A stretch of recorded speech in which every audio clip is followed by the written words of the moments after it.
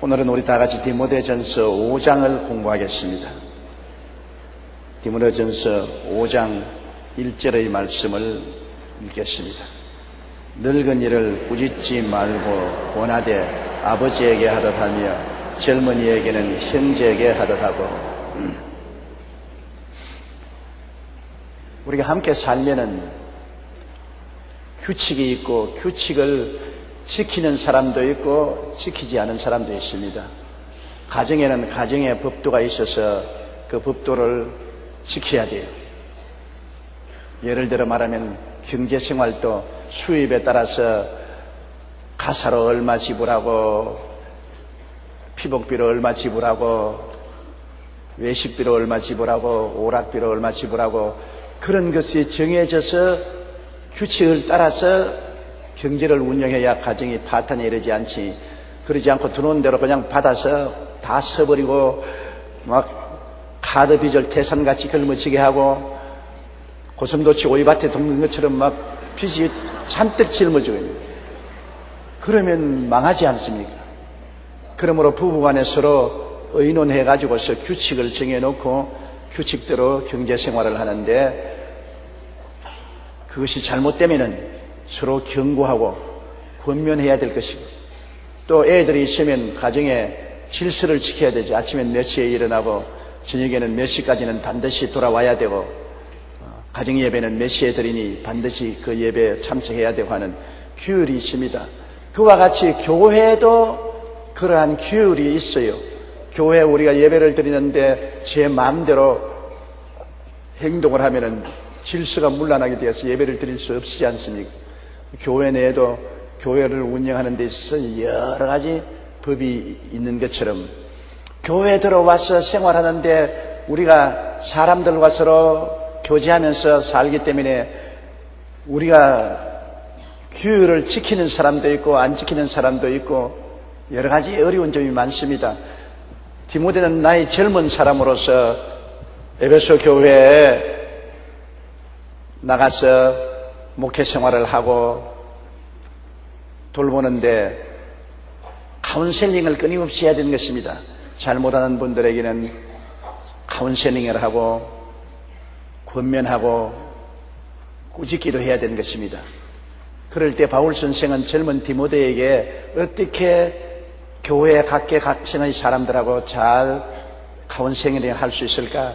그 교훈을 하는 중에 늙은 이를 꾸짖지 말고 권하되 아버지께 하듯 하라. 나이 잡수신 어른을 꾸짖지 말라는 것입니다. 사람이 나이가 늙으면 모든 것 다 잃어버립니다. 가장으로서의 권위도 놓아버리게 되고 사회적인 지위도 명예도 권세도 다 놓아버리고 늙은 사람이 가지고 있는 것은 말라 빠진 자존심 하나밖에 없습니다. 그래도 내가 나이 먹은 사람이니까 존경을 받아야 되겠다는 자존심 하나밖에 없는데 젊은 주의 종이 나이 많으신 성도를 향해서 막 부하 사람처럼 꾸짖으면 굉장히 상처를 입게 되는 것입니다. 노인들은 자존심 하나 살아있기 때문에 굉장히 노여움을 잘 타고 잘 슬퍼합니다. 젊을 때는 그냥 털털 털어버릴 수 있는 것도 나이 잡으시면 꼼꼼하게 마음이 고부라지고 잘 펼쳐지지 않습니다. 그러므로 노인들의 자존심을 건드려서는 안 돼요. 그거 하나밖에는 가진 것이 없기 때문에 잘 모셔야 되는 것입니다. 이러므로 노인들이 잘못할 때는 아버지를 권면하는 마음으로 권면을 하지 대놓고 꾸짖지 말라는 것입니다. 자존심을 짓밟고 상처를 입히면 마음의 상처가 깊어져서 나중에 주님 교회를 떠날 수도 있는 것입니다. 그러므로 아버님을 여러분 대할 때 아버님을 꾸중하고 아래 사람 대하듯이 말하지 않잖아요. 정상적인 사람은 부모를 존경하면서 권면을 하죠. 아버님 이렇게 하는 게 좋겠습니다. 저렇게 하는 것이 좋겠습니다. 이렇게 해 주십시오. 저렇게 해 주십시오. 그처럼 노인들을 대할 때는 꼭 아버님을 대하는 것 같이 권면하고 사랑으로 훈도를 하라는 것입니다. 저는 49년 동안 목회 생활을 해오면서 많은 노인들을 모시고 왔습니다. 이제 저도 노인이 되었습니다만 노인들을 모시고 왔는데 가만 보니까 노인들이 한번 삐뚤어져 놓으면 좀처럼 바로 되지가 않아요. 가서 권면을 하고 달래고 부탁을 하고 그렇게 하지 않으면 좀처럼 잘 삐뚤어지지 않습니다. 그런데 제가 우리 최하실 목사님하고 같이 목회를 했는데 우리 최 목사님은 단도직입적인 성격이 있어서 노인이라도 잘못하면 탁 쏘아버리고 그냥 탁 찢어가 소금을 탁 쳐버리거든요. 굉장히 분노를 해 있습니다. 그러면 저는 불 끌어당기는 소방대원이요. 우리 최 목사님 불을 붙여놓으면 나는 가서 불 끄는 소방대원인데 가서 몇 시간이고 꿇어 앉아서 달래고 이해를 시키고 설득을 하고 사과를 하고 그렇게 되면 마음이 돌아서는 것을 보았습니다. 정말 굉장히 힘들었습니다. 또 최 목사님은 우리 어머님하고 같은 나이라 또 최 목사님 보고 좀 부드럽게 대하시고 그렇게 왈가닥하게 대하면 목회를 못한다 하면 또 최 목사님이 삐뚤어지는 것입니다. 그래서 저는 위로 어른을 모시고 또 아래로 많은 노인들을 모시고 있었기 때문에 양사방에서 삐뚤어지는 바람에 굉장히 애를 많이 먹었습니다. 그러므로 노인들을 공경하되 그 자존심을 건드리지 말고 꼭 명령을 하지 말아야 되는 것입니다. 이렇게 하시면 좋습니다. 저렇게 하시면 좋습니다. 이렇게 해 주십시오. 저렇게 해 주십시오. 부탁을 하는 것이지 이렇게 하라 저렇게 하라 명령을 내리면 굉장히 마음에 시험이 들게 되는 것입니다. 이런 늙은이를 우짖지 말라고 했습니다. 잘못했어도 우짖지 말고 이렇게 하는 것보다 저렇게 하는 것이 좋지 않습니까? 이렇게 해주시면 더 교회가 평안하고 좋겠습니다. 부탁을 해야지 대어놓고 꾸짖으면 마음에 시험이 드는 것입니다. 그리고 젊은이에게는 형제 얘기하더라고. 요사이 형제간도 옛날과 달라요. 옛날에는 형이나 아오이 다른 점이 있지만은 요사이는 형 아오이 차별이 없습니다. 너나 내나 조금 일찍이 났다고 네가 무슨 큰 소리 하느냐. 요사이 장자라고 해서 특별히 재산을 많이 받는 것도 아닌 것입니다. 형제간에다 똑같이 상속을 받으니까 장자로서의 효과가 전혀 없어요. 저도 9 형제간 중에 남자로서는 장자인데 효과 없어요. 집만 짊어졌지 효과는 없는 것입니다. 옛날에는 형이라면 아버지 다음으로 굉장한 권위를 가졌으나 요사이 세상에는 그런 권위도 다 사라지고 말았었습니다.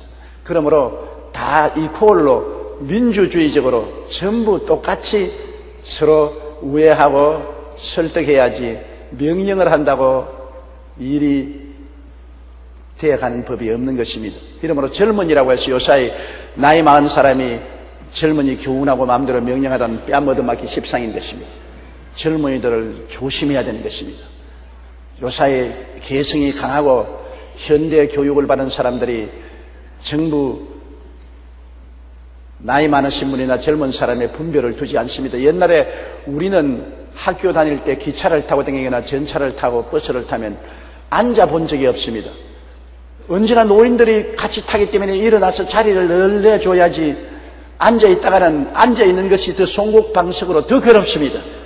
노인들에게 반드시 자리를 내줘야 되고 노인들을 우선으로 대접해야 되는데 요사이 자리 내줘라 했다가는 큰일 납니다.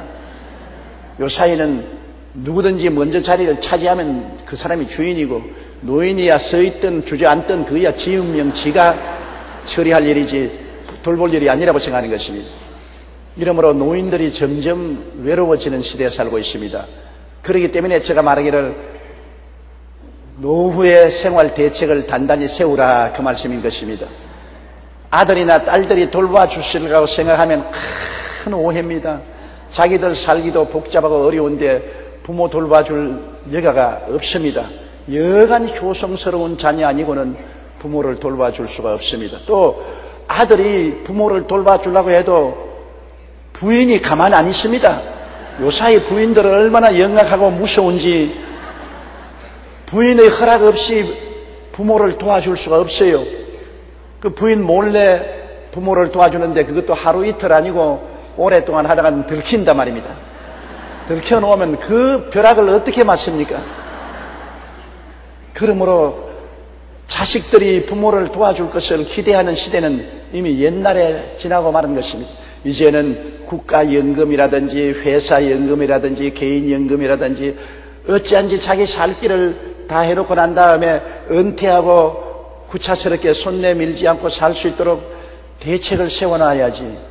대책 없이 은퇴했다가는 큰일 납니다. 무조건 하고 자식들 공부시켜야 된다고 빚내가면서 기러기 생활을 하며 아내하고 자식들은 미국이나 구라파나 오스트라리아로 떠나보내고 여기에서 콧물을 흘리면서 죽도록 뼈가 쓰러지도록 공부를 시켜놓고 나중에 자식들은 외국에서 결혼해서 떵떵거려 살면서 고생한 부모에게 생활비 대주나요? 어림도 없습니다. 어린 택도 없는 소리 하지 마십시오. 나중에 노후 대책은 아무것도 없고 삶에 도리가 없으니까 부인들조차도 남편 보고 집 나가라 그럽니다. 그러니 노래 이제는 노숙하는 자밖에 될 수 없고 삶의 질은 떨어지고 사는 것보다 죽는 것이 더 좋을 형편이 되기 때문에 자살하는 사람이 많게 되는 것입니다. 요 사이는 노인이나 젊은이나 자기 살아갈 도리는 자기가 해야 돼요. 그리고 교회에서 젊은이들을 나이 먹은 장로님이라 목사라고 해서 마음대로 명령을 하고 이래라 저래라 했다가는 큰일 나지요. 바울 선생께서는 디모데에게도 이미 벌써 젊은이들을 대할 때 형제처럼 대하고 아랫사람처럼 마음대로 부리지 말라고 말한 것입니다. 무엇을 하든지 노인이나 젊은이나 인격을 존중하고 자존심에 손을 대지 말라는 것입니다. 사람이 제일 나중까지 지키는 것이 자존심인 것입니다. 돈도 잃어버리고 지위를 잃어버리더라도 자존심만은 안 잃어버리려고 합니다. 그러므로 여러분 대인관계에서 가장 중요한 것은 자존심의 상처를 입히면 안 됩니다. 부부간에 여간 싸움이 나도 화해합니다. 그러나 자존심을 상처 입히면 화해 안 합니다. 남편이 아내의 자존심에 상처를 입히고 짓밟아 놓으면 나중에 손이 발이 되도록 빌어도 화해 안 됩니다. 또 아내가 남편에게 몹쓸 말을 해서 자존심에 깊은 상처를 입혀 놓으면 그 상처는 골마 터지고 좀처럼 아물지 않습니다. 어떤 싸움을 해도 좋습니다. 그러나 자존심은 건드리지 마십시오. 남편의 자존심, 아내의 자존심은 꼭 지켜주십시오. 사람이 이 세상에서 마지막 지키는 보루가 자존심인 것입니다. 이러므로 교회에서라도 노인들의 자존심을 건드리지 말고 젊은이들의 자존심을 짓밟지 말아야 되는 것입니다. 우리 자식들도 그래요.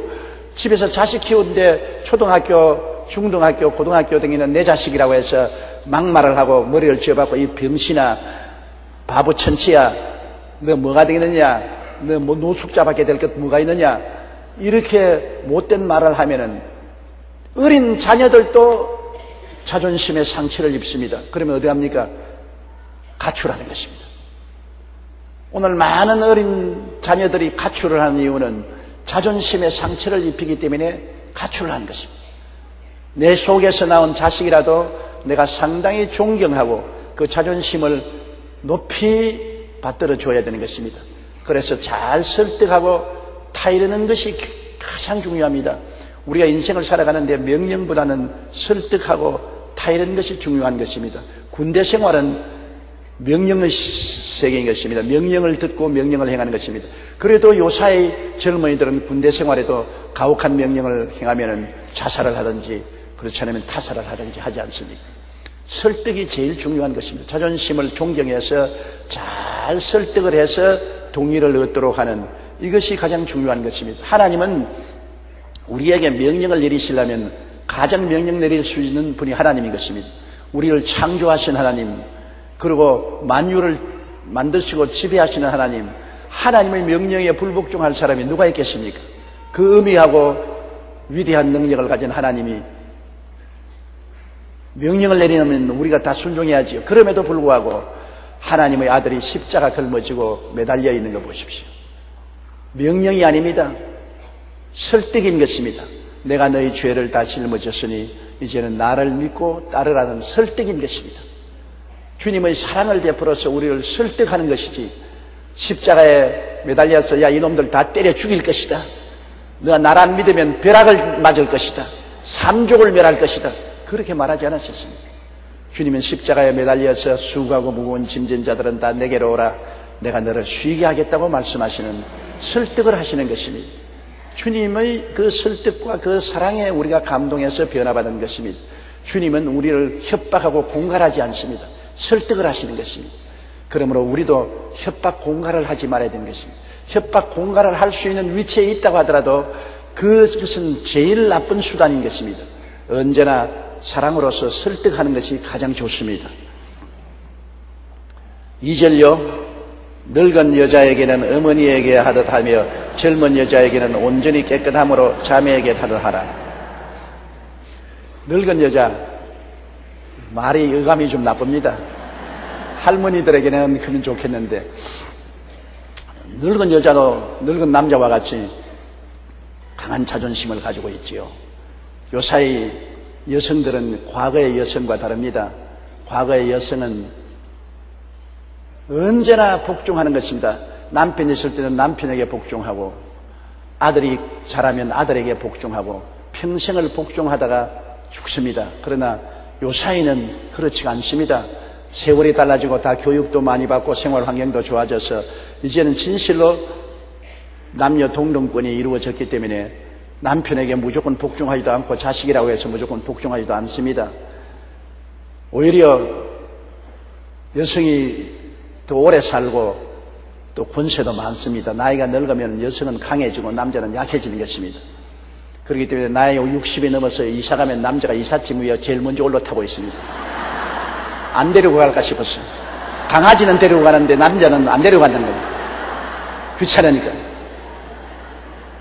실제로 직장도 잃어버리고 은퇴해서 올 때 갈 데도 없고 돈도 못 벌여오는 남편이 방구석에 앉아서 자꾸 잔소리만 하고 있으면 아예 골치가 아프죠. 그래서 황혼 이혼이 많은 이유는 황혼이 되어서 쓸모가 없다면, 옛날엔 돈 벌어오는데 필요하니까 귀찮아도 갖다 놓아야 돈 벌어오는 기계니까 매달마다 꼬박꼬박 돈 벌어주면 돈도 벌어오지 않고 돈만 쓰려고 하고 잔소리하니까 그냥 집어치워야 되겠다. 더 이상 데리고 있을 필요가 없다. 그러한 일들이 비일비재하게 생겨나는 것이 우리나라에도 이혼율에 황혼 이혼율이 너무나 많습니다. 그러므로 여자를 무시하면 안 됩니다. 더구나 나이 많은 할머니를 무시하면 안 돼요. 여기 성경에는 늙은 여자에게는 어머니에게 하듯 하며, 고약한 놈들이 어머니를 무시하는 사람도 있지만은, 그러나 대다수의 사람들은 아버지나 어머니는 마음속에 애정이 있어서 고약하게 대하지는 않지 않습니까? 어머니 설득하듯이, 어머니를 공경하듯이 다른 사람들 다 어머니처럼 공경하라는 것입니다. 그리고 젊은 여자에게 대해서는 온전히 깨끗함으로 자매에게 다다라. 디모데는 나이가 젊었습니다. 나이가 젊으니까 젊은이에게는 혈기방장합니다. 혈기방장한 젊은이는 반드시 그냥 여성을 보는 것이 아니라 마음의 육체의 욕구가 있는 것입니다. 하나님이 그렇게 사람을 만들어 놓았던 것입니다. 하나님이 남자가 그 부모를 떠나 여자와 연합하여 한 몸을 이룰지라고 했는데, 남자는 여자보다 더 강하게 마음에 여자를 아내로 삼고 싶은 욕망을 가지고 있습니다. 또 육체적인 성적인 욕망도 여자보다 훨씬 강합니다. 그렇기 때문에 아무리 절제를 한다 해도 남자는 여자를 보면은 마음의 욕망이 그 결정을 사로잡을 때가 많이 있는 것입니다. 이러므로 젊은 디모데가 목회하는데 젊은 여성들이 오면은, 더구나 인물도 좋고 날씬하면은 눈이 크게 떠지는 것이거든요. 그리고 말 한마디라도 친절히 하는 것입니다. 저도 옛날에 30대 초반 아주 젊었을 때 서대문에서 목회하면서 많은 사람에게 카운셀링 했습니다. 하루에 화요일 날은 앉아서 하루 종일 카운셀링만 하는데, 가만 보면 젊은 여성이 들어오면 더 오랫동안 이야기를 해주고, 할머니가 들어오면 빨리 이야기하고 내보내버립니다. 사람이 그렇게 생겼는데 어떻게 합니까? 그런데 우리 최하실 목사님이 옆에 딱 사무실 앉아있다가 젊은 여성만 들어오면 5분만 지나면 문 열고 들어와요. 와서 일어나, 나가. 왜 젊은 목사 앞에 앉아서 오래 있어? 나가. 내 마음이 얼마나 시험이 되는지. 아이고, 이 할머니 빨리 나를 떠나면 좋겠다. 이 할머니 때문에 인생을 살겠냐? 그래도 최 목사님이 제가 40대 후반이 될 때까지 늘 부르도구처럼 따라다니면서 간섭을 하는데 정말 그때는 반갑지 않더라고요. 근데 이제 지나가 보니 하나님이 최하실 목사님 같은 분을 세워서 지켜주기 위해서 그렇게 한 것입니다. 사람은 태어날 때부터 성자가 절대로 없습니다. 사람은 다 양면성이 있어요. 거룩하고 성결하고 의롭고 착하게 살려는 마음이 있음과 동시에 음란하고 방탕하고 세속적으로 살고 싶은 욕망도 있는 것입니다. 그렇기 때문에 항상 회개하고 자복하고 기도하는 것이지, 나는 전혀 음란하고 방탕하고 세속적인 마음이 없다고 하는 사람은 거짓말하는 사람인 것입니다. 아담과 하와 자손으로 타락한 이후로 여러분, 사람들이 육체의 욕망에 사로잡혀서 고생 안 하는 사람이 누가 있습니까? 그렇기 때문에 우리 젊은이들을 자꾸 자극하는 일들이 많이 있으니 인터넷을 통해서 음란물이 나오고, 방송에도 또 요사이 노래하는 젊은 여자 가수들 몸을 막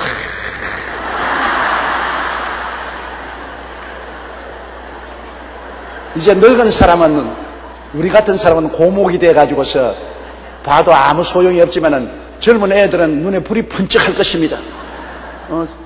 중고등학교 다니는 애들 한창 혈기왕성한데 그러한 성적인 메시지를 전달하는 몸 놀림을 가지면 굉장히 충동을 주지 않습니까? 그러니까 범죄하고 가출하게 되고 범죄하게 되고 문제가 생겨나는 것입니다. 문제는 이 젊은이들이 올바른 사고를 할 수 있도록 사회가 도와줘야 되는 것입니다. 자꾸 욕만 하면 안 돼요. 엄청난 혈기방장하고 성적인 욕망이 충천하는 우리 자녀들을 잘 다스려주고 설득해주고 붙들어줘야지, 그를 쥐어받고 꾸짖고 멸만 때리면은 반발을 하고 더 그런 세계로 뛰어나가고 마는 것입니다. 이러므로 교회에서도 젊은 교역자들이 젊은 여성들하고 서로 대하는데 굉장히 조심해야 되는 것입니다. 왜냐하면 강력한 유혹이 몸에 있기 때문인 것입니다. 유혹이 멀리 있으면 모르겠는데 자기 몸속에 유혹이 있기 때문에 그 유혹의 강한 욕망을 누르고 목회를 해야 되므로 굉장히 힘듭니다. 이렇기 때문에 젊은 주의 종들이 가장 극복하기 힘든 것이 젊은 여성들을 대하는 데 있는 것입니다. 또 젊은 여성들은 젊은 교역자들을 유혹하지 말아야 되는 것입니다. 조금이라도 유혹하는 태도를 보여서 주의 종을 넘어뜨리면 안 됩니다. 왜냐하면 주의 종 한 사람 만드는데 10년이 걸립니다. 주의 종 한 사람 만드는데 10년이 걸리는데 넘어뜨리는 데는 한 달도 안 걸리는 것입니다. 10년 동안 투자한 주의 종을 한 달도 안 되어서 박살을 내버리면 얼마나 큰 죄입니까? 얼마나 큰 손실인 것입니까? 자동차는 부서뜨리더라도 곧장 새로 살 수 있지만은 주의 종은 한 번 망가지면 다시 재기 불능하지 않습니까?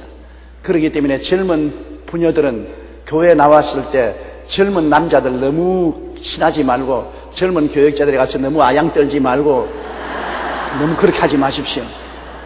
그렇게 하면은 다 10번째가 안 넘어가는 나무가 없다고 젊은 여성들의 아양에 안 넘어갈 남자 주의 종들이 없습니다. 정말입니다. 우리가 서로 도와줘야 되는 것입니다.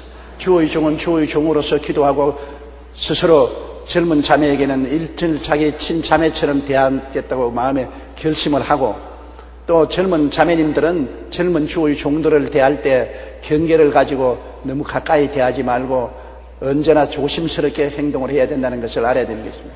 잘못하면 사탄의 도구가 될 수 있기 때문인 것입니다. 3절요. 참 과부인 과부를 존대하라. 옛날 교회는 장로 집사만 교회에서 제도적으로 도와준 것이 아니라 교회 과부 명부가 있어서 과부들을 도와주었습니다. 왜 그러냐 하면 요사이는 상업화 사회, 산업화 사회가 되기 때문에 여성들도 직장을 구해서 일을 하고 생계를 도와줄 수 있지 않습니까? 그런데 옛날에는 정말 과부가 되면 그로서 끝장입니다. 왜냐하면 남편 벌어들어서 그거 받아먹고 살다가 남편이 세상을 떠면은 여성이 직장을 구할 수가 없어요. 사회 제도가 사회 진출을 못하게 막았지요. 그러니 그 당시에는 여성들에게 교육받을 기회도 안 주었지요. 사회 진출할 기회도 안 주었는데 남편만 믿고 살다가 남편이 세상을 떠니까 이제는 의지할 곳이 없습니다. 그러므로 거지가 된 안 그러면 죽는 도리밖에 없어요. 이러므로 교회에서는 참된 과부를 도와주는 제도가 있어서 교회에서 과부를 돌보는 일을 한 것입니다. 참 과부인 과부를 존대하는데 왜 참 과부라 했냐면 과부도 바람난 과부들이 많이 있고 바람난 과부는 도와주지 말라는 것입니다.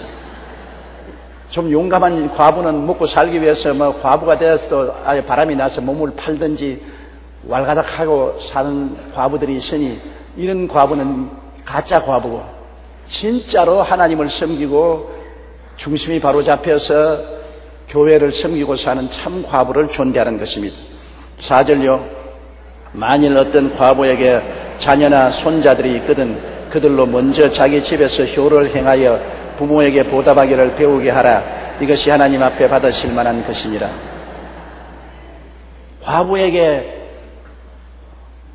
남편 세상 뜨고 이제 아들, 딸들이 없고 손주만 있으면은 자녀나 손자, 자녀도 있고 손자가 있으면 자녀와 손자들이 책임지게 하고 교회가 책임지지 말게 하라. 근데 요사이 진짜로 여러분 남자 과부나 여자 과부나 참 자녀들이 분명히 호적에 있음에도 불구하고 자녀들이 안 도와주는 건데 정부에서는 자녀들이 있다고 해서 정부의 도움을 안 베풀어 기가 막힌 사람들 많습니다. 자녀들이 분명히 호적에 있으니까 자녀들이 도와주는 사람에게는 국가에서 보조가 없습니다.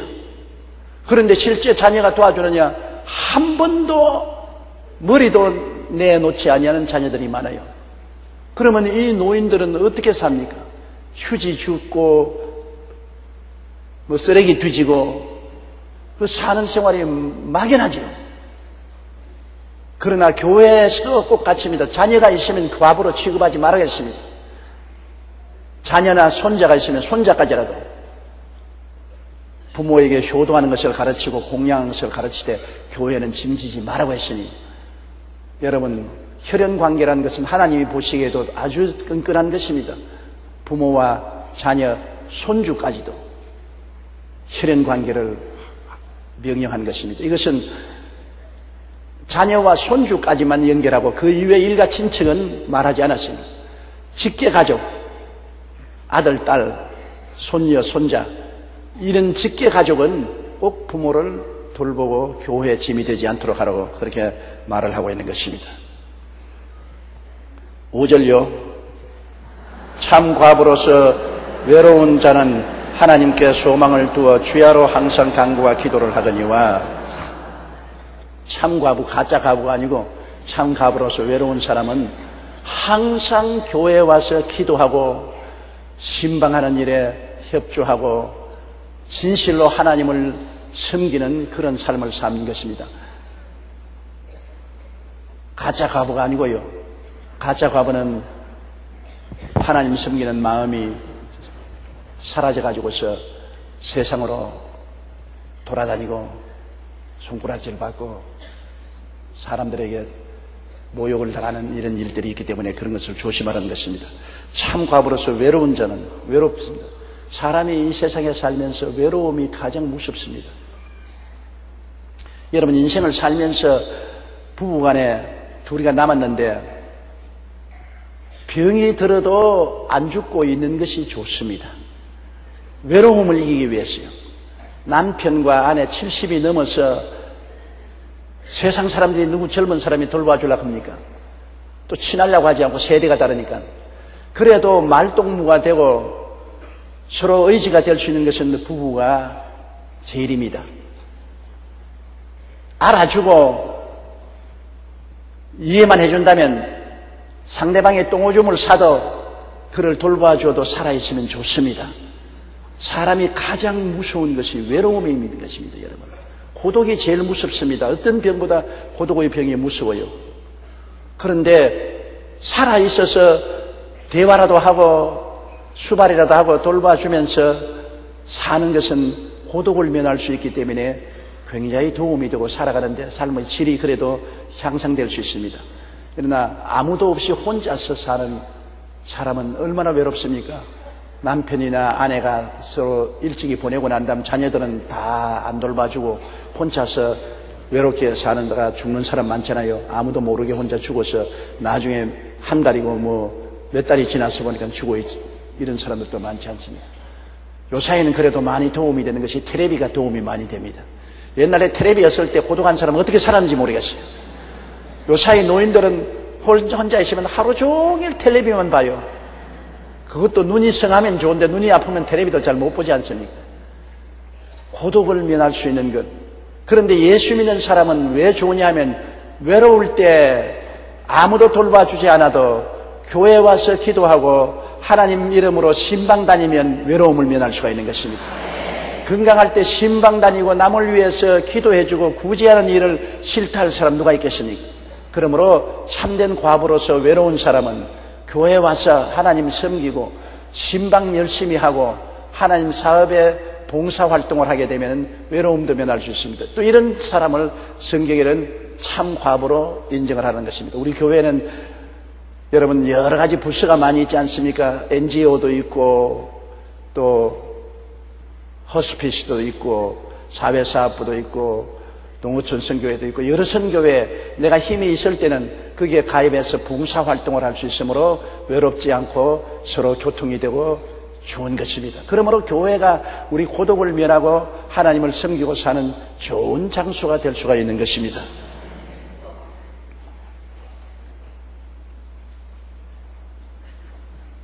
우리가 5절 했지요. 6절 보십시다. 향락을 좋아하는 자는 살았으나 죽었느니라. 향락을 좋아하는 사람은 하나님 버리고서 육신의 정욕, 안목의 정욕, 이상 자랑 따라다니니까 살았다나 죽었지요. 물론 향락을 하려면 그래도 돈 꽤나 좀 있어야 되지 않습니까? 돈이 있어야 태국으로 놀러도 가고 제주도로 놀러도 가고 뭐 여행도 떠나고 하려면 돈이 많이 듭니다. 돈이 있는 사람은 그 향락에 빠져서 향락을 추구하고 하나님을 멀리하고 신앙도 잃어버리고 영생도 잃어버리는 것입니다. 이 세상에 가장 귀한 것이 나이를 먹을수록 예수 그리스도를 구주로 확실히 모시는 것이 귀중한 것입니다. 예수님 안에서만이 참 소망이 있고 참 사랑이 있고 믿을 때가 예수밖에 없기 때문인 것입니다. 이 세상은 점점 다 떠나갑니다. 남편도 떠나가고 아내도 떠나가고 자식들도 떠나가고 건강도 떠나가고 아름다움도 떠나가고 오직 외로운 고독한 메마른 인생만 남아있는데 그 인생에 단비를 내려주시고 그 인생을 뜨겁게 사랑해 주시고 붙들어 주신 이는 예수님밖에 없습니다. 주 예수보다도 귀한 것이 없습니다. 그러므로 나이 먹을수록 예수님을 더욱 사랑하고 주님을 의지하고 주님과 함께 살아야 되는 것입니다. 그러면 주님이 이 땅에 살 동안에도 우리를 군이 있게 살고 품위 있게 살 수 있도록 붙들어 주실 뿐 아니라 우리가 죽을 때 편안하게 눈을 감을 수가 있는 것입니다. 죽을 때 누가 우리와 같이 죽어줄 수 있습니까? 죽음의 터널을 지날 때 예수님이 손잡아 이끌어 주시고 저 세상 밝은 곳으로 인도해 주시니 예수님이야말로 나이 먹었을 때 가장 가까이 해야 될 분인 것입니다. 이 세상의 일락이란 지나가 버리는 그뿐입니다. 여러분 어제 잘 먹은 것 오늘 무슨 효과가 있습니까? 어제 잘 입은 옷 오늘 무슨 효과가 있겠습니까? 어제 좋은 호텔에 가서 잠잤다고 해서 오늘 무슨 효과가 있습니까? 세상은 다 지나가 버리는 것입니다. 하나도 붙잡고 있지 못합니다. 다 놓쳐버리는 것입니다. 나도 놓쳐버리고 세상도 나를 밀어내버리는 것입니다. 그러나 나를 끝까지 붙잡아 주시고 놓지 아니하시고 품어주시고 인도해 주시는 분은 예수님밖에 없습니다. 그러므로 나이 잡으신 여러분 예수를 사랑하십시오. 예수님은 여러분을 차별하지 않고 사랑해 주시기 때문인 것입니다. 향락을 좋아하는 자는 살았으나 이미 죽었습니다. 그 영혼이 죽었습니다. 7절요. 내가 또한 이것을 명하여 그들로 책망받을 것이 없게 하라. 다시 말하면 과부들로 하여금 향락을 좋아하지 말고 주님을 중심으로 섬기고 살아가는 하고 그리고 아들이나 딸들이 있으면 손주와 함께 부모님을 섬겨서 교회에 짐이 되게 하지 말라는 이러한 것을 가르치라고 말한 것입니다. 8절요. 누구든지 자기 친족, 특히 자기 가족을 돌보지 아니하면 믿음을 배반한 자요 불신자보다 더 악한 자니라. 굉장히 강한 말인 것입니다. 누구든지 친족, 즉 자기 가족, 직계 가족을 말하는 것입니다. 아버지, 어머니, 아들, 딸, 손주, 직계 가족. 직계 가족을 돌보아주지 아니하면 믿음을 배반한 자요 불신자보다 더 악하다고 말하는 것입니다. 이 성경은 하나님 성령이 우리에게 말씀하는 것인데 믿음을 배반한 자요 불신자보다 더 악하다고 했으니까 뭐 구원 못 받는다 그 말로 강해지는 것입니다. 믿음을 배반한 자요 불신자보다 더 악하니 어떻게 하늘나라가 있습니까? 그러므로 불효가 얼마나 하나님 앞에 무서운 죄라는 것을 말해주고 있는 것입니다. 십계명에도 하나님께서는 내 부모를 공경하라. 그러면 세상에서 내가 잘되고 장수하리라. 다른 계명은 그러한 언약이 없습니다. 내 앞에 다른 신을 두지 말라. 우상에 절하지 말라. 하나님의 이름을 망령되이 입어주지 말라. 안식을 그렇게 지키라. 내 부모를 공경하라는 거기에는 꼭 축복이 붙어 있는 것입니다. 네가 세상에서 잘되고 장수하리라. 그러므로 하나님이 부모 공경에 대한 관심을 많이 가지고 부모를 공경하면 세상에서 복되고 장수하는 축복을 주겠다고 약속을 했는데 이 성경에는 보면은 부모를 공경하지 아니하고 내버려 놓으면 이것은 불신자보다도 더 나쁘고 그리고 악한 자보다도 더 악하다고 말한 것입니다. 8절 다시 한번 우리 같이 읽으십시다. 누구든지 자기 친족 특히 자기 가족을 돌보지 아니하면 믿음을 배반한 자요 불신자보다 더 악한 자니라. 우리가 믿음을 배반하지 않고 불신자보다 더 악한 사람이 되지 않기 위해서는 내 직계 가족을 돌봐야 되는 것입니다. 내 아버지 어머니, 특별히 아버지 어머니 부모 공경은 꼭 해야 돼요. 부모를 내동댕이 치는 것은 참으로 무자비한 일이요 불효막심한 일인 것입니다. 내가 할 수 없는 대로 할 수 있으면 할 수 있는 대로 최선을 다해서 돌보는 것이 좋습니다. 그래서 하나님 앞에 설 때 마음에 정죄함을 받지 말아야 될 것인 것입니다. 자식이 있으면 오늘 자녀들이 교회에 나오면 특별히 더 교육을 잘 받아서 자녀 소손 효도를 행할 수 있게 해줘야 되는 것입니다. 인천 순복음교회 최승교 목사님이 효도법을 통과시키도록 한 원인자가 되는데 효도에 대한 것을 굉장히 강하게 주장하는 분이 바로 최승교 목사님인 것입니다. 나는 최승교 목사가 효도에 대해서 강조하는 것을 굉장히 존경스럽게 생각하고 아름답게 생각하는 것입니다. 여러분 우리 한국 교회가 효에 대한 것을 강하게 가르쳐야 되는 것입니다. 아무리 자기 혼자 잘 믿어도 불효하면 그 믿음은 하나님 앞에서는 인정을 받지 못하기 때문에 우리의 믿음이 반드시 효하고 연결이 되어 있어야 된다는 것을 알아야 되겠습니다. 9절요. 과부로 명부에 올릴 자는 나이가 60이 덜 되지 아니하고 한 남편의 아내 된 자로서 과부 명부가 있어서 교회에 과부들을 전부 명부에 등록을 시켜요. 과부는 60 이하에는 과부로 생각하지 말고 60 이상을 과부로 생각하라는 것입니다. 그 옛날에는 영양이 풍부하지 못해서 사람들이 벌써 40만 되면은 다 노인 취급을 받았습니다. 저 어릴 때도 우리 동리에 환갑을 지내는 사람이 별로 없었어요. 남자도 40만 되면은 벌써 수염 늘어뜨리고 긴 담뱃대 물고 손주 어깨 등에 업고서 어슬렁어슬렁 다녔습니다. 그런데 요 사이는 60이면 아직 청춘이지요. 더구나 남자는 여자보다 빨리 늙지만 여자는 남자보다 10년 젊습니다. 그 여자 60이면 40대와 한 가지요. 옛날 요 사이 60 여자들 과부로 있을 리가 없어요. 시집 가야지. 청춘인데요 60이면. 남자는 60이 되면 요 사이도 옛날과 달라서 환갑하는 지난 사람이 별로 없지 않습니까? 70이 되면 환갑하는 사람들이 있을까? 60에 환갑하는 사람이 별로 없는 것은 60은 아직까지 청춘이라고 생각하기 때문인 것입니다. 70이면 초노고 80이면 중늙은이고 90이면 상늙은이가 된다고. 그러니까 저는 초늙은이라고 아직까지. 그러므로 이 옛날에 디모데도 그 목회하는 에베소 교회에서 60 이하는 과부로 받아들이지 말라. 왜냐하면 젊으니까 마음의 정욕에 끌리면 또 시집 가버리고 말 것이니까 과부로 등록했다가 또 제명을 해야 될 필요가 있게 되는 것입니다. 그렇게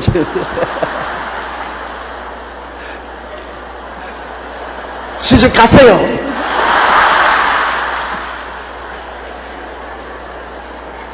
저도 나이 잡수신 우리 자매님들 시집 갈 수 있으면 시집 가라고 권면합니다. 뭘 외롭게 혼자 살 필요 없죠. 80이 돼도 시집 갈 때 있으면 시집 가라고요.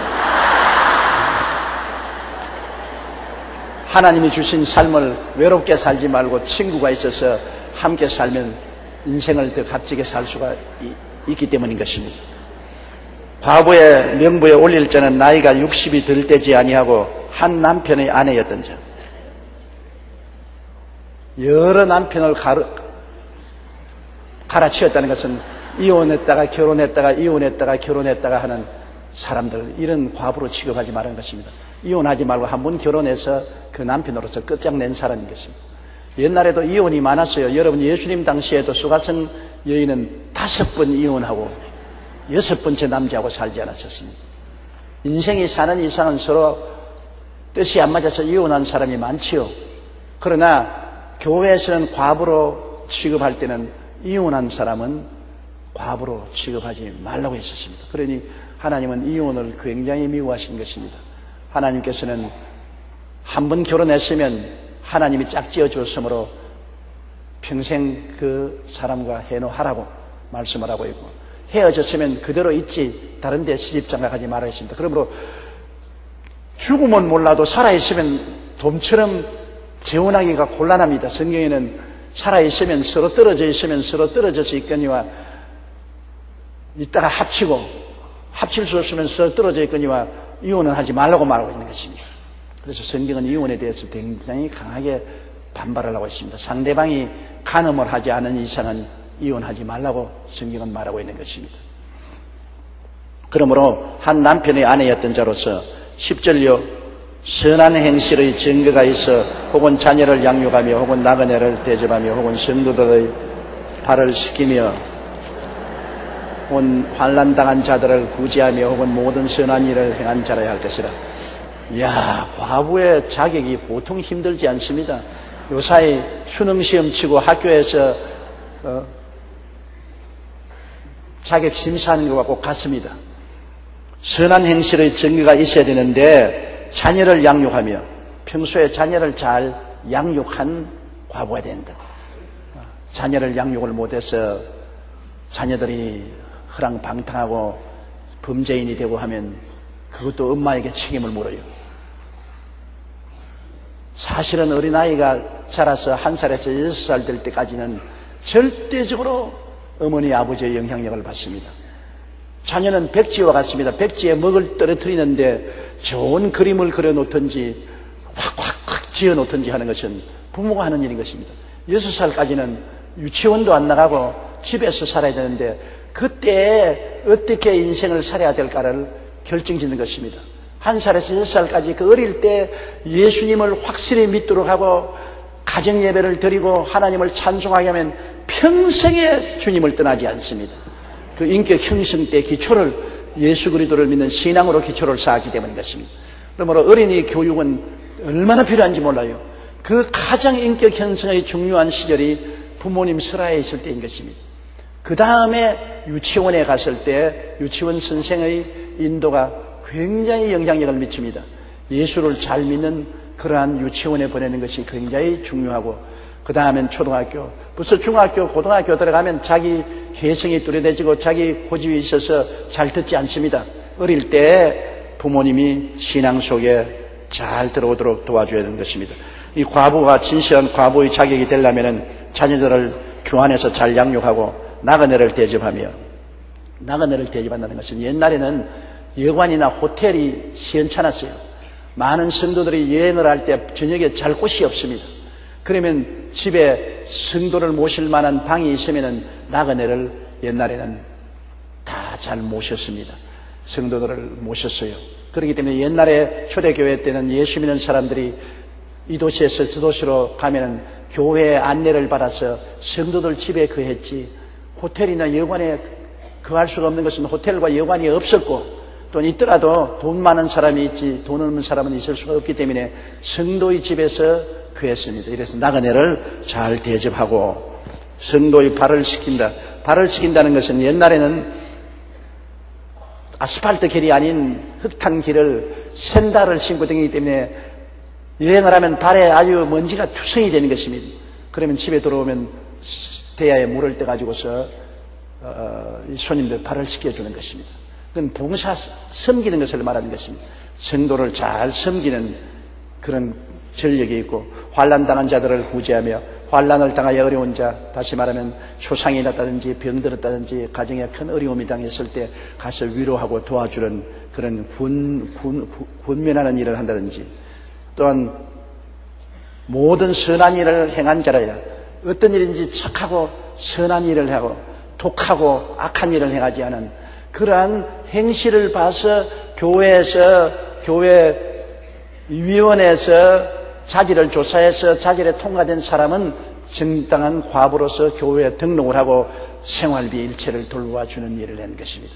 그러므로 그 당시에는 과부들이 많았고, 과부 등록에 올라오면은 한평생 교회가 생활을 돌봐주는 그런 일을 했기 때문에 자격을 엄하게 규정해 놓은 것을 볼 수 있는 것입니다. 11절요. 젊은 과부는 올리지 말지니 이는 정욕으로 그리스도를 배반할 때 시집가고자 하느니라. 여기는 또 그래 놨네요. 젊은 과부는 과부로 인정하지 말라고. 젊은 과부라고 해서 혼자서 늘 사는 법은 없잖아요. 젊은 과부로 있다가 눈 맞은 남자가 있으면 시집 가버리는 것이니까. 시집 간다고 해서 신앙을 배반한 일은 아니지요. 시집을 가도 예수를 잘 믿으면 좋은데 그냥 예수님조차 팔아먹어버리고 시집 가면은 그 인생이 정말 비참하지요. 그러나 젊은이는 자기 눈이 맞은 사람이 있고 서로 좋아하면은 결혼해도 상관이 없습니다. 그러나 과부의 명단에는 올리지 말라 그랬었습니다. 젊은 사람은 언제나 그럴 가능성이 있었습니다. 옛날에 그렇게 엄격한 사회에 여자들이 진출 안 해도 그래도 젊은 사람들은 어찌한지 좋은 사람 만날 수 있는 기회가 있었는데, 요사이같이 개방된 사회에서는 얼마든지 만나죠. 인터넷 미팅을 통해서도 만나고 사회적으로 서로 미팅을 해서 얼마든지 만날 수 있으니까 시집갈 기회는 풍성하게 많습니다. 가겠다고 작정만 하면 언제든지 갈 수가 있는데 잘못 가놓으면 큰일 나지요. 한 번 가서 살아본 사람은 두 번째 시집을 잘못 가놓으면 그 엄청난 고통을 당하게 되는 것입니다. 이 세상에서 가장 무서운 자가 누군지 압니까? 사람이 제일 무섭습니다. 성경에 보면은 빈집의 우환에 보면은 마음에 주님이 없는 사람은 그 마음이 빈집이 되어서 7 귀신이 들어와 있다고 그랬었습니다. 그러니 7 귀신이 들어온 남자하고 결혼을 했다가는 완전히 전보다도 후가 더 어려워지죠. 사람이 그 속에 무엇이 들어있는가가 굉장히 중요한데요. 예수께서 들어와 있으면 걱정할 것 없습니다. 예수가 마음의 주인이 되어 있으면 그 사람은 주님 뜻대로 살고 주님의 은혜 속에 살기 때문에 믿을 수 있지만은, 예수 없는 사람은 마음의 빈집이 되어서 주인 없으니까 그게 깡패들인 마귀가 들어와 있으므로 어떻게 변할지 알 수가 없는 것입니다. 믿을 수가 없어요. 그렇기 때문에 초혼도 조심해야 되겠지만은 재혼은 더 조심해야 되는 것입니다. 사람 만나는 것이 얼마나 힘듭니까? 좋은 사람을 만나면 기가 막히게 좋아질 수 있지만은 나쁜 사람을 만나면 기가 막히게 나빠질 수가 있는 것입니다. 그러므로 항상 우리 예수 믿는 사람은 모든 일에 신중히 하나님께 기도하고 살아가야 됩니다. 12절요. 처음 믿음을 저버렸으므로 정죄를 받았느니라. 처음 믿음을 저버렸다는 것은 처음에 자기는 시집도 안 가고 과부로서 일생을 바치겠다고 하나님께 자꾸 기도를 하고 마음을 이미 결정해놨다가 마음이 달라지면 하나님이 섭섭하게 되시는 것입니다. 처음에는 시집 안 가고 남은 여생은 날 위하여 섬기고 살겠다고 온갖 기도를 다 하고 부르짖어 놓고 난 다음에 나중에 눈 맞은 사람이 있으니까 언제 내게 기도한 거 다 던져버리고 손 탁탁 털어버리고 또 시집 가느냐. 처음 믿음을 저버렸으므로 거기에 대해서 죄책감을 느끼게 되고 꾸중을 받게 되는 것입니다. 그렇다고 해서 예수 그리스도를 믿는데 버림을 받아서 지옥 가는 일은 아닙니다. 그러나 처음 헌신을 버렸기 때문에 그만큼 마음속에 부담을 느끼게 되는 것입니다. 많은 사람들이 내가 주의 종이 되겠다고 하나님께 기도하고 헌신해서 일생을 주님 위해서 바치겠다 해놓고 난 다음에 나중에 그걸 버리고 세상 직업을 행해서 세상으로 나가면 한평생에 늘 부담이 되는 것입니다. 내가 하나님을 배반했다. 그 마음에 부담이 늘 되는 것입니다. 마음에 부담을 가질 일을 하지 말아라. 그 말인 것입니다. 정죄라는 것은 마음에 부담을 가지는 것입니다. 젊은 과부가 아예 시집 안 가겠다고 맹세를 하지 말아야 돼요. 맹세를 해놓으면 그게 나중에 부담이 되니까요. 그냥 하나님 앞에서 맹세하지 말고 좋은 기회가 있으면 시집 가겠습니다. 하나님께서 그냥 살게 축복해 주시겠거니와 좋은 데 있으면 시집 가도록 도와주시옵소서. 이렇게 해야지. 나는 주님이시여 남은 여생을 절대 주님만 섬기고 살고 어떻게 멋있는 남자가 와도 시집 안 갑니다. 그렇게 했다가 좋은 남자가 오면 아유 그냥 빠져버리면 그게 문제라. 그는 처음 자기의 헌신을 저버렸으므로 두고두고 마음에 정죄가 오고 부담이 되고 하나님께 꾸중을 받게 되는 것입니다. 13절요. 또 그들은 게으름을 익혀 집집으로 돌아다니고 게으를 뿐 아니라 쓸데없는 말을 하며 일을 만들며 마땅히 아니할 말을 하나니. 젊은 과부 별로 할 일 없으니까 게으름을 익혀가지고 집주에 돌아다니며 말 물어다 나르고 할 일 없으니까 오늘은 이 집 내일은 제 집에 다니면서 하루 종일 흉만 보고 나무 이야기만 하는 것입니다. 그리고 배고프면 찬물에 보리밥 하나 착착착 익어서 김치 얹어서 먹으면서 콧물을 훌쩍훌쩍 하면서 내내 헛된 소리 하다가 저녁이 되면 집에 돌아가요. 우리 한국에도 그런 일 많지 않습니까? 아주 말쟁이는 골치 아픕니다. 우리 교회도 언제나 문제를 일으키는 것은 말쟁이들 때문에 문제를 일으키는 것입니다. 할 일 없으니까 이 집 저 집 돌아다니면서 온갖 장로, 집사, 권사, 목사 흉보고 그러고 문제를 이야기하는 사람들이 많이 있습니다. 바로 그것을 말하는 것입니다. 14절요. 그러므로 젊은이는 시집 가서 아이를 낳고 집을 다스리고 대적에게 비방할 기회를 조금도 주지 말기를 원하노라. 아멘. 올바른 말씀입니다. 젊은 과부는 시집을 가라. 그래서 남편 섬기고 애 돌보면은 그게 바빠가지고서 남은 말하고 돌아다닐 기회가 없다. 그럴 시간이 어디 있습니까? 남편 섬기고 애 기르고 애 기르는데 얼마나 시간이 갑니까? 그러므로 그래서 마귀로 틈타지 못하게 해서 나무 말 물러다 나르고 분쟁을 일으키는 일을 하지 말라고 성경은 말하고 있는 것입니다. 젊은 과부는 시집 가라. 그리고 또 시집 가서 그냥 살지 말고 애 낳아라. 요사이는 애를 안 낳으려고 하니까 이 말이 적절한 것입니다. 시집 갔으면 애 낳아서 기르고 그리고 집을 다스리니까 얼마나 바쁩니까? 마귀의 비방할 거리를 줄 수가 없는 것입니다. 15절요. 이미 사탄에게 돌아간 자들도 있도다. 할 일 없이 돌아다니면서 남 비방을 하다가 마귀의 올무에 걸려서 사탄에게로 돌아가고 주님 저버린 사람들도 있다는 것입니다. 이 바울 선생이 왜 과부만 자꾸 이렇게 흔드는지 모르겠어요. 그러나 그 당시에도 여성들이 파워가 없는 것 같이 보이지만은 그러나 여성들이 시간이 많이 나고 그리고 교회 확실한 과부가 되지 못하고 떠돌이 과부가 된 사람들이 문제를 많이 일으키는 것이 사실인가 봅니다. 교회에 많은 문제를 일으키는 장본인이 된 것이 사실이기 때문에 여기에 그렇게 말씀하고 있는 것입니다. 16절요. 만일 믿는 여자의 과부 친척이 있거든 자기가 도와주고 교회가 짐지지 않게 하라. 이는 참 과부를 도와주게 하렵니다. 이제 심지어는 직계 가족뿐 아니라 친척 중에라도 과부가 있으면 친척이 잘 살면 친척이 도와주어서 교회 짐을 지우게 하지 마라. 교회는 복음을 전도하는 일에 돈을 많이 써야 되는 것입니다. 교회에 헌금이 들어오면 그 헌금을 가지고 복음 전도에 많이 돈을 써야 돼요. 선교사를 파견하고 교회를 개척하고 성도들을 신앙으로 교육하는 데 돈이 많이 들지 않습니까? 그러나 과부를 돌보는 일은 교회가 될 수 있으면 맞지 않아서 거기에 비용을 쓰지 않도록 하라는 것입니다. 교회는 복음 전도를 직접적으로 하는 일에 많은 돈을 쓰고 희생을 하지 소모성 있는 희생은 될 수 있으면 줄이라고 말하는 것입니다. 친척이라도 잘 사는 사람이 있으면 과부를 돌봐주고 교회에 부담이 되지 않게 하라고 말씀하고 있는 것입니다.